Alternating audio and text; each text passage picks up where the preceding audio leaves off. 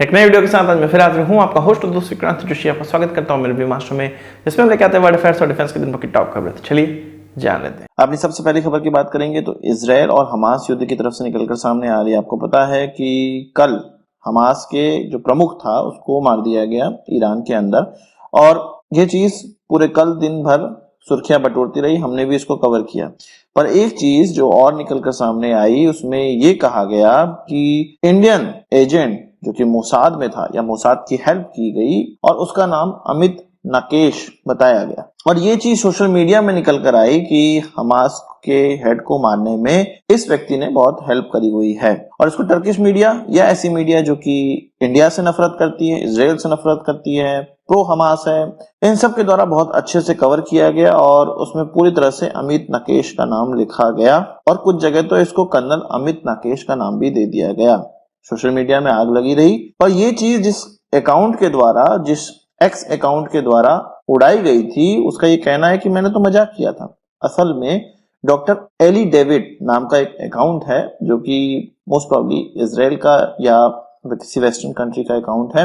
ये अपने आप को रिसर्चर, लेक्चरर, एंटरप्रेन्योर सब कुछ बताते हैं। बात करते हैं कि इनके द्वारा लिखा क्या गया। इनके द्वारा ये लिखा गया था कि इजराइल के सोर्सेस के द्वारा उनको उस मोसाद एजेंट का नाम पता चल गया जिसने कि हमास के प्रमुख को असैसिनेट किया और इसका नाम अमित नाकेश था। और इनके द्वारा आज ये लिखा गया कि कल मैंने एक जोक पोस्ट किया था जिसमें कि एक इंडियन नेम का नाम लिखा गया था जिसका कि हिब्रू में नाम होता है असैसिन, यानी कि किसी को मार देने वाला।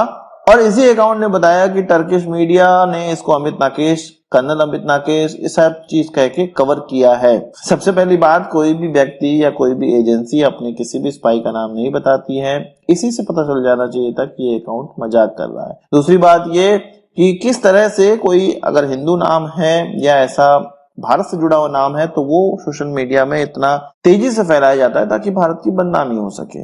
अब इसी सोशल मीडिया पोस्ट से हो सकता है रेफरेंस लेते हुए पाकिस्तानी एक डिप्लोमेट थे जो कि भारत में भी रह चुके हैं और पाकिस्तानी मिशन जब भारत में था तो उसके हेड भी रह चुके हैं, अब्दुल बशीर, जिसका नाम आप लोगों ने सुना होगा। उसकी तरफ से भी अपने एक्स अकाउंट पर लिखा गया कि ईरान के अंदर जो ये असैसिनेशन हुआ है उसमें भारत ईरान की हेल्प कर रहा था।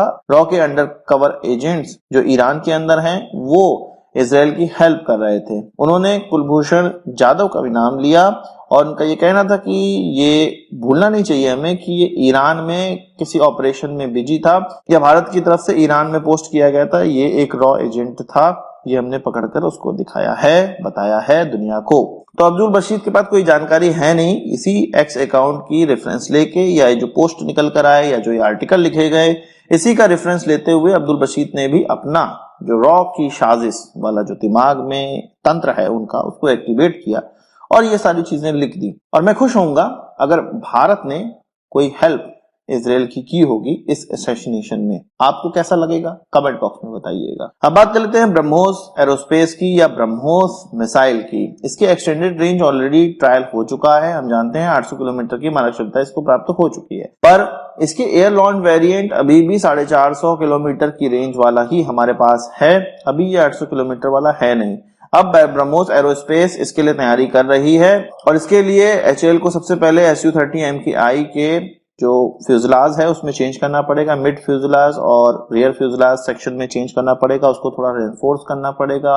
इतनी क्षमता देनी पड़ेगी ताकि वो लगभग 3 से 4 टन की मिसाइल को लेकर चल सके और उसके जो स्ट्रक्चर की स्ट्रेंथ है वो बनी रहे। ये मॉडिफिकेशन करने के बाद इस मिसाइल का ट्रायल किया जा सकता है। ब्रह्मोस एरोस्पेस अब इस प्रोजेक्ट पे काम करने लगी है।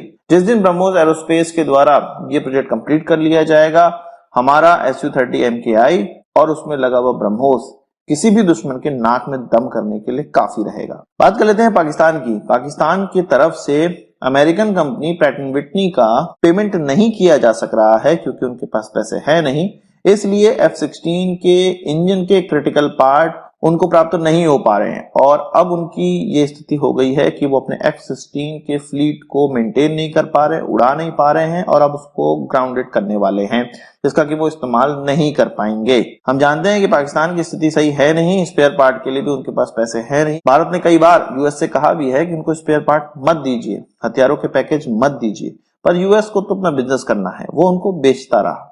अब पाकिस्तान के पास पेमेंट करने को पैसे भी नहीं है, इसलिए अब उनको मजबूरी में इन एयरक्राफ्टों का जो स्पेयर पार्ट है उसको रोकना पड़ रहा है। पर मुझे लगता है कि अगर भारत की नाक में दम करवाना है तो यूएस जरूर उनके स्पेयर पार्ट को उनको सप्लाई करेगा, भले ही इसके लिए लाइन ऑफ क्रेडिट उनको दे दे, पैसे दे दे कि भाई इस कंपनी को पेमेंट कर दो। पर अमेरिका की जो स्थिति रही है, जो प्लानिंग रही है हमेशा भारत के नाक में दम करने की, तो वो पाकिस्तान से जरूर करवाएगा। यहाँ पर एक चीज और है, पाकिस्तान स्पेयर पार्ट के पैसे नहीं दे पा रहा है, किसके, इंजन से रिलेटेड स्पेयर पार्ट के पैसे नहीं दे पा रहा है, जिससे कि पाकिस्तान को अपने एयरक्राफ्ट मेंटेन करने में दिक्कत हो रही है। और हम पाकिस्तान का मजाक उड़ा सकते हैं, पर सेम स्थिति भारत की भी है। हमें जान रहे हैं कि तेजस MK1A हमें डिलीवर इसलिए नहीं हो पा रहा है क्योंकि हमें इंजन प्राप्त नहीं हो पा रहे हैं, और इसमें कल्प्रिट जी के इंजन हैं, जो कि जी हमें सप्लाई नहीं कर पा रहा है, या सप्लाई कर रहा भी है तो बहुत डिले के साथ सप्लाई कर रहा है, जिससे कि एयरक्राफ्ट डिलीवर नहीं हो पा रहे हैं। तो इस तरह की जो क्रिटिकल कंपोनेंट होते हैं, अगर विश्व में अपनी पहचान, अपनी छाप छोड़नी है, अपने बलबूते पे रहना है, किसी को आंख दिखानी है, तो ये सारी चीजें, क्रिटिकल चीजें भारत के अंदर की बननी चाहिए। नहीं तो जो स्थिति अभी हमारी हो रही है, इंजन के अभाव में हमें एयरक्राफ्ट डिलीवर नहीं हो पा रहे हैं, वहां चीन हमारे आंखें दिखाए खड़ा है LAC पर, और हम तेजस का इस्तेमाल नहीं कर पाएंगे।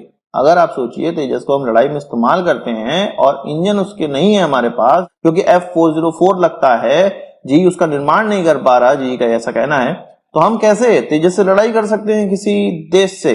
तो बहुत प्रॉब्लमेटिक चीज है, बहुत छोटी सी चीज है, पर बहुत महत्वपूर्ण चीज है कि भारत के अंदर ही ये सारे डिफेंस प्रोग्राम बनने चाहिए। इसके अलावा एक और खबर निकल कर आई है, अब मोस्ट प्रॉब्ली ये सही भी होगी, पर इसमें HAL को पूरी तरह से जिम्मेदार बताना नहीं बताना, ये आप कमेंट बॉक्स में लिखिएगा। असल में ये कहा जा रहा है कि HAL के लोगों को ये पहले से पता था, जब जी एरोस्पेस के साथ उन्होंने कॉन्ट्रैक्ट किया था 2021 में कि 99 इंजन F404 दीजिएगा, जो कि तेजस MK1A के लिए होने वाले थे। तो उसी समय जी ने कहा था कि हमारा जो सप्लाई चेन है वो चाइनीज वायरस के कारण दिक्कत में आ गया है और इसके सप्लाई में डिले हो सकता है। ये HAL को पता था, और अब ये कहा जा रहा है कि HAL ने क्यों इस इंजन को ही चुना, या इस इंजन के लिए कोई अल्टरनेट व्यवस्था क्यों नहीं करी। तो इसका जवाब तो HAL के मैनेजमेंट ही दे सकती है, पर मुझे मोस्ट प्रॉब्ली ये लगता है कि HAL को जो समय अवधि दी गई होगी कि हम 2024 की शुरुआत में डिलीवर करना स्टार्ट कर देंगे, 2023 के अंत तक डिलीवर करना स्टार्ट कर देंगे, HAL को लगा होगा कि हाँ ये डिलीवर हो सकता है, और उसी के अकॉर्डिंग हम लोग काम भी कर रहे थे, HAL काम भी कर रही थी। पर अब ज्यादा डिले होने लगा है, और इस कारण से एयरक्राफ्ट डिलीवर करने में बहुत ज्यादा प्रॉब्लम हो रही है HAL को। इनफैक्ट डिलीवर भी नहीं कर पा रहा है HAL, केवल इंजन की वजह से। आपका कहना है इस पर कमेंट बॉक्स में जरूर बताइएगा। आज की इस वीडियो के लिए बस इतना ही। आशा करता हूँ वीडियो पसंद आया होगा, आपको एक बड़ा आंसर जरूर देंगे। इस वीडियो संबंधित सवाल चाहो कमेंट बॉक्स में जरूर लाइएगा, और यदि आपने हमारे चैनल सब्सक्राइब नहीं किया उसे भी कर लीजिए, क्योंकि हम इस प्रकार की वीडियो लाते रहते हैं। नमस्कार, थैंक यू, जय हिंद।